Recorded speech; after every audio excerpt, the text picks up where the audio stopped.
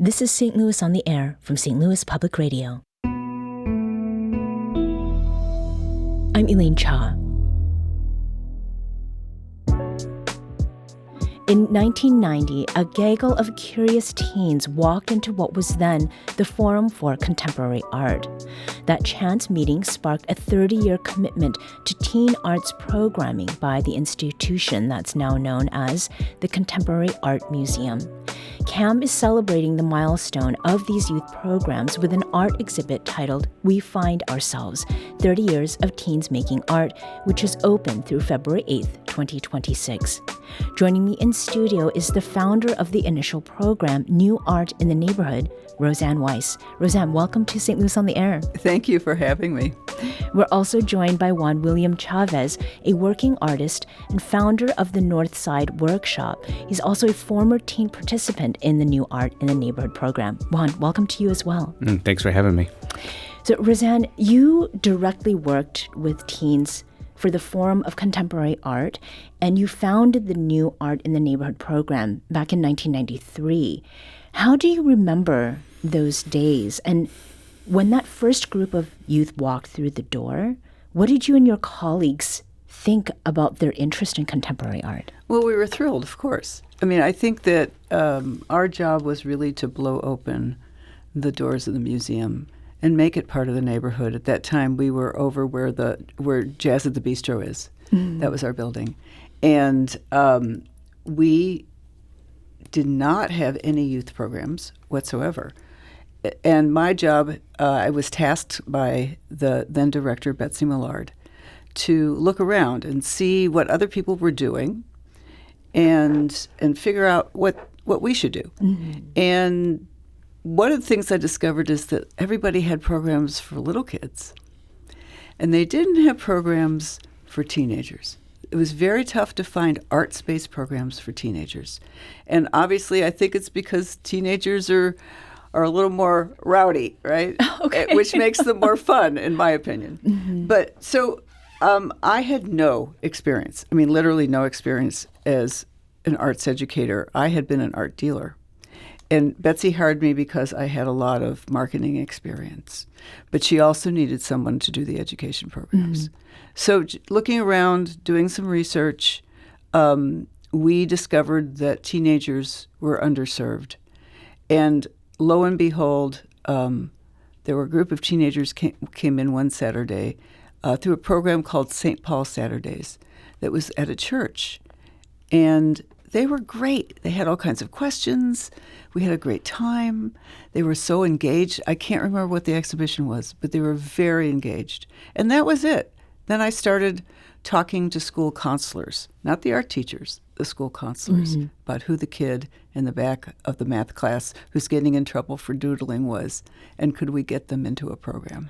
So given that you did not have experience in arts education and that you're talking with teens, was there something at once like thrilling and scary about going into this? That is a good description. However, I had a partner. So Sarah Birdsall, who at that moment was Sarah Spur, was taking a sabbatical from Washington University. Sarah's a terrific human and wonderful artist who works in design. And she was very interested in doing something with us at the Forum for Contemporary Art, and I grabbed her. Literally. It was, Sarah, I need somebody who knows something about education, how to create a curriculum. And she helped us put this program together and was there at the beginning for every Saturday. It was terrific. She gets so many kudos for setting this all up with us.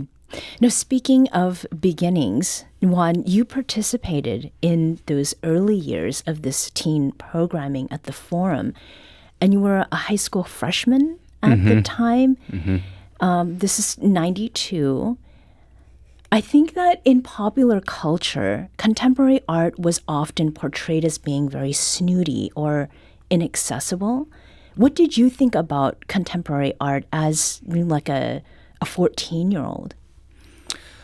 Yeah, I mean, I think curiosity was definitely the word that comes to mind. You know, I grew up in the Skinco de Bolivar area, so going to Forest Park and St. Louis Art Museum, looking at contemporary art there was a lot of challenging artworks that, I questioned, that made me curious. And so the opportunity to like go to a contemporary art museum and for education, you'd walk through the gallery before you'd go into the back room. You would see sometimes the artists there, and it was just I was just very curious, and I think that's the great the word. I think I didn't judge it, but I was like, what is this? Mm-hmm. How are they doing it? And it seems like I want to be a part of it. Yeah. How did it feel to participate at that time? I mean, was it like, oh, this is something for kids, this is something for teens, and in the way that sometimes happens with young people, that it was like made for a certain age group? Or did you feel respected in that age period? Yeah, that's a great question. I was notorious for dropping out of art classes. Notorious? Yeah, notorious. Oh, okay. Probably for a handful of reasons. Maybe not being challenged enough, not being stimulated, but also I was incredibly shy, and just, expressing yourself is a courageous act. You're vulnerable, and, are the people in this room making me feel comfortable to do that? Mm-hmm. No shade with the other classes that I took, but I always just dropped out. And there was moments of New Art in the Neighborhood where, I didn't know if it was for me or not. And I definitely missed a couple classes, but, Roseann always, reached out and, made contact with my family, and, they did a good job of like, why don't you just give this a second chance? So I never really gave up on it. But yeah, there was a little bit of, kind of getting settled in. And once I did that and became comfortable with, the teachers and my classmates, it became really rewarding. I kind of just like, I found that kind of confidence, and was able to really like, take the ball and go with it. I kind of remember the earlier sessions. We did more like art exercises, but then I don't know who came up with it, but we rallied around this major project where we were going to design an insert to go in the St. Louis Post-Dispatch. Mm-hmm. So this wasn't something that was going to stay in the classroom. It was going to go out in the public. And when that project kind of was introduced, I feel like that's when the magic of like contemporary art coming together as a group, listening to artists that were older, and then, just the forum did a great job of being like, hey, we got a place for this. It's going to be in the newspaper. So mm-hmm. It was kind of nerve-wracking too. So it was definitely like went beyond a normal assignment that I would encounter in any type of like art class that I previously like signed up. It was different and it was exciting. Mm-hmm.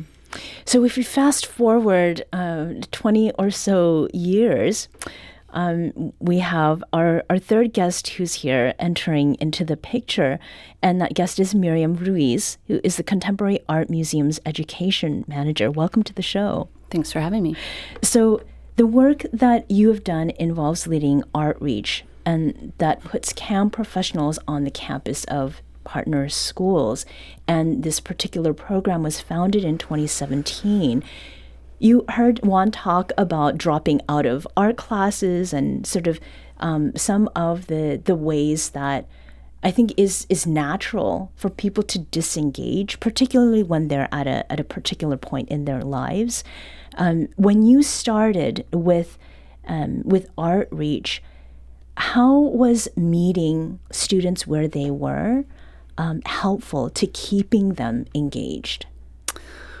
Right. So with Artreach Partnership, we started at Vashon High School. So at that time, they had about 5 years where they were having a difficult time keeping an art teacher. So I wanted to shout out Kelvin Carter, who was the interim principal, who asked us to come in and help them build the art project. And so what you had at that time period is a lot of students who hadn't ever had art before, and that is largely still the case, or very limited art.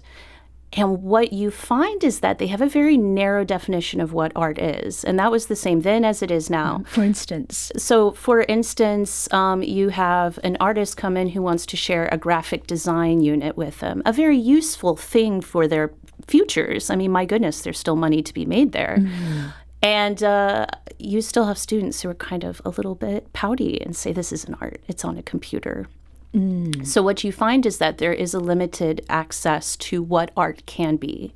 And I think there's an increasing distance between the fine art world and what we perceive as art. And so that I think one of the great things what we are doing is letting students know that what contemporary art is, which can feel like this very rarefied, esoteric thing, is actually this very accessible thing that is even more accessible than the Mona Lisa, because the context for it is you. Mm-hmm. You are living in that context.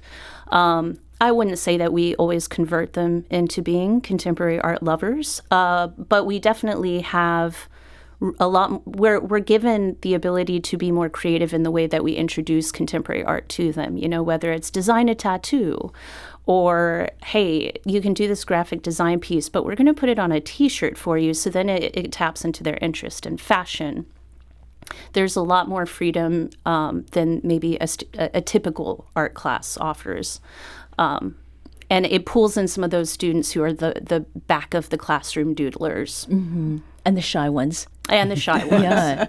Then when it comes to the museum, I mean, museum itself as a term, I think comes with some baggage and a little bit of an intimidation factor. How have these 30 years of teen programming, how have they educated and inspired the museum? I think one of the most material changes that I noticed is originally when I started at CAM, there were a few shows that would happen in the single, what we now call Education Gallery 2. And that was designated as the student gallery space for New Art in the Neighborhood, LEAP, and Teen Museum Studies. But the rest of that space was largely unused. And I think dedicating more and more over time, starting with Roseann, and then it's just been this sort of evolution. You now go into that second floor. It is a library space that is asking people to sit and stay. The alcove that was originally just a place for a few books and 2 couches has now been transformed into an additional education gallery space. The entire mezzanine, you originally had nothing on it, and now it is used as another gallery space or another space for community shows. So it's part of this like ongoing evolution that CAM has been going through, just embracing more and more of the community on our walls. Mm-hmm. We need to take a quick break here, but we'll be back shortly to continue this conversation about 30 plus years of commitment to teen arts programs in St. Louis. This is St. Louis on the Air on St. Louis Public Radio.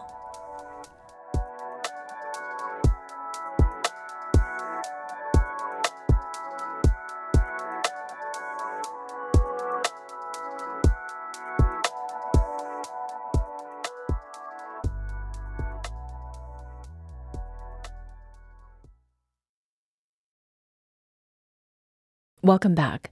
Let's return to our conversation about 30 plus years of teen-specific arts programming at the Forum for Contemporary Art and now at CAM. We're speaking with Miriam Ruiz, Juan William Chavez, and Roseann Weiss. Miriam, when you walk into CAM and first see, we find ourselves this exhibit. There is a quilt that was created in 2025. Who made that quilt, and why was it important to kind of start with that? So that quilt was made under the instruction of Ivan Anguiano, who was one of our resident teaching artists, and the students of Vashon High School. There were actually 2 pieces that we show in Education Gallery 1 that represents, if you go into Gallery 2, you will notice along the top of the gallery walls, it's a timeline. And we started with 2025 and started working backwards.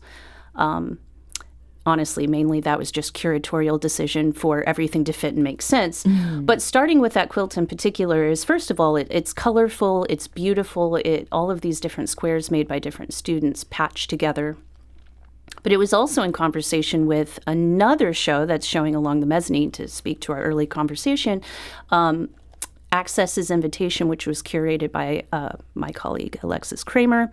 And that is another part of that evolution, which is more community outreach. So they have a lot of quilts that were made by Central Baptist quilters. And it just seemed so fortuitous that I wanted that quilt to be in conversation that these Central Baptist quilters were having and showing off their work that they make, just a few blocks away. Mm-hmm. And Roseann, conversation.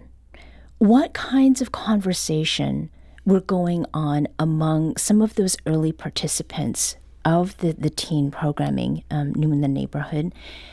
How did that become part of not only what the students were producing, but what they were experiencing about art? Right. So, it was a very interesting time, as all times are, but that was particularly sort of the heyday of hip hop and rap. And many of my students would play these works for me, and it was not, of course, in my lexicon, right? And we would use that as a jumping off point. The other thing that we did was Jane Ellen Iber, who became the poet laureate of St. Louis, was a faculty member for New Art in the Neighborhood, and we would bring Janie in, and she would work with them creating poems. And then we would use those poems, again, as a jumping off point for making work. We also thought of this as a pre-professional program, so that there was never any talking down. They were participating in what we were doing. We were very lucky because the artists, people like Kara Walker and Dawood Bey and Enrique Chagoya, would do a Saturday with them. So, they would go and have these experiences with these artists who then became very well known. Mm-hmm. So their conversations were adult conversations about what was going on in the world and how to express those things.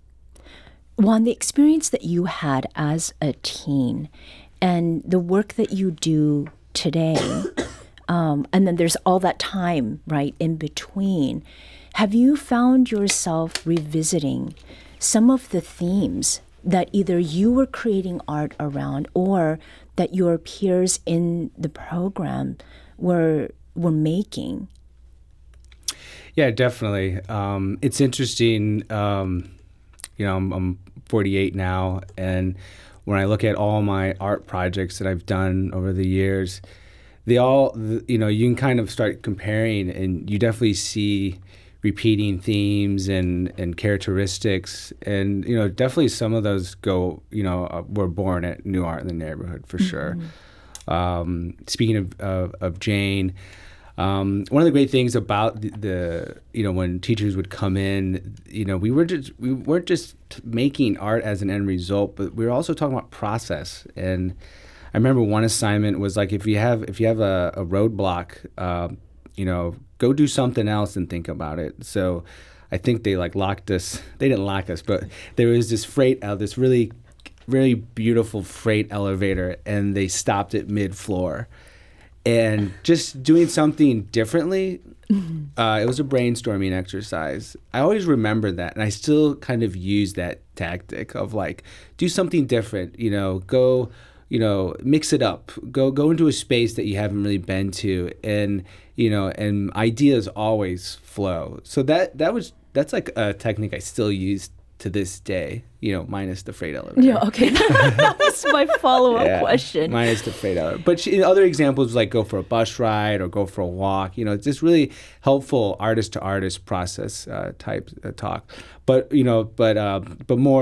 more concrete was the newspaper that we made. This was a big, my career is I'm a social practice artist, so kind of coming together and contributing to a paper that we designed and then got inserted. And then, it was labor intensive, it was process intensive, but the result was so rewarding. And just being part of that group, as an artist, you're an individual making, but artists need to collaborate. They need to be with other like-minded individuals.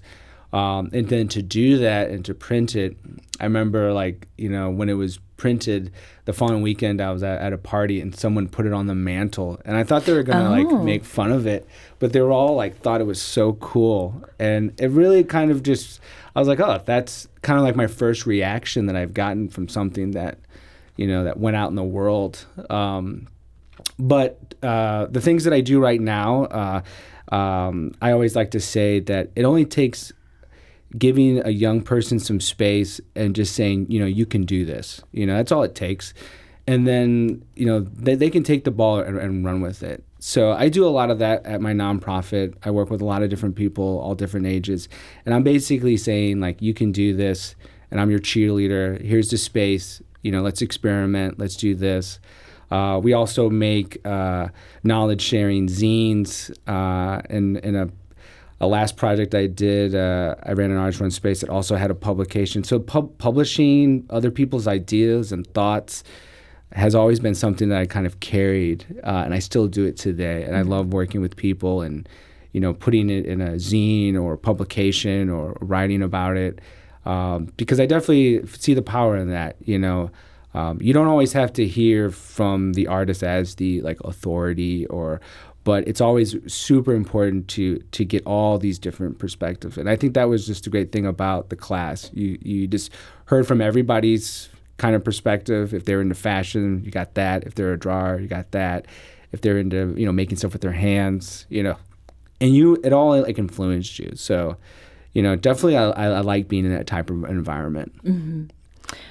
Roseann and Miriam, hearing what Juan is saying as someone who was an early graduate of teen-specific arts programming, how much of what he is saying is the goal for the future of youth arts?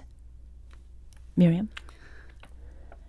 I think challenging young people to step up and to enter into conversations with their voice is definitely the goal.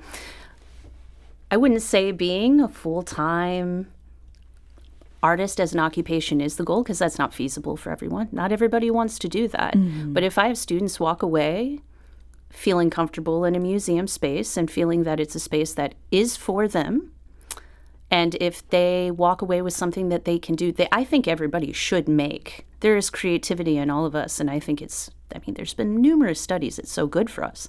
But if they walk out of there and, on a Friday evening after a long week, they're like, I can draw this. I don't even need to show it to anybody, but I'm going to just draw something and feel comfortable, and it's going to make me feel better, then that is a victory as far as I'm concerned. Mm-hmm. Roseann, you've had the opportunity to see many of these graduates, and there are thousands of them in St. Louis kind of doing their thing. Did you think that this would be the result of what was started back in the early 90s? It was the hope, right? So, and I'm thrilled to hear Juan talk about it, although I don't think we ever told the parents about the freight elevator. But what that shows is that we had fun as well, right? The museum was their space. It was their space, and it belonged to them. And I think that lesson is incredibly important. The other lesson, I think, is that, we thought it was important enough to get the newspaper to do something about it, right? That we thought this was not just kid art. This was art. And I think that's incredibly important. It's what I wanted was for people to feel like they had a relationship with us, that we were consistently there for them. And I think that was actually part of the key, is that we were there every Saturday. Mm-hmm. You walked in the door, I would be standing there, right? And so even if you didn't want to be an artist, you knew it was a place and a community for you where you could be creative and you were valued. And I think that's part of the whole thing of creating programs for young people. Mm-hmm. Miriam, we find ourselves reflects on the last 30 years of teen arts programming at CAM in moments of upheaval and turmoil. arts programming is often the first thing that is cut. How do you feel about the future of youth art education and programming? As people walk into CAM, what do you want them to pay closest attention to? I want people to recognize the fact that art is for everyone. That enriching someone's life doesn't need to actually result in some sort of financial gain, that it can just be a quality of life improvement. This is worth investing in. It doesn't matter if the students want to make a career out of it, can turn it into a lucrative side hustle. I know that's the way we have to market a lot of stuff to schools and to get grant funding and whatnot, but truth be told, you do it because it's good for people.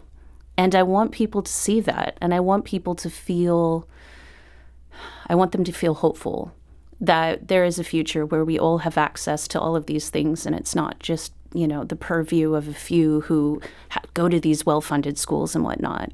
The communities can invest in our youth, and we are all going to benefit from it. Miriam Ruiz is Contemporary Art Museum's Education Manager. Juan William Chavez is Director and Founder of Northside Workshop and a former participant in the New Art in the Neighborhood program. And Roseann Weiss is the former Program and Education Director of the Forum for Contemporary Art. Thank you all for joining us today. Thank you so much. Thank you. It's a great conversation. Up next, expectations around Thanksgiving and other year-end holidays can magnify already complicated family dynamics. We'll talk tips for navigating that. And we want to hear from you. Is there something causing you stress at the moment? Have you had to set boundaries with certain family members? Maybe there's financial strain that's affecting your ability to enjoy the holiday season. Let us know what's on your mind. Send us an email at talk@stlpr.org or give us a call at 314-382-8255. That's 314-382-TALK. We'll be right back. This is St. Louis on the Air on St. Louis Public Radio.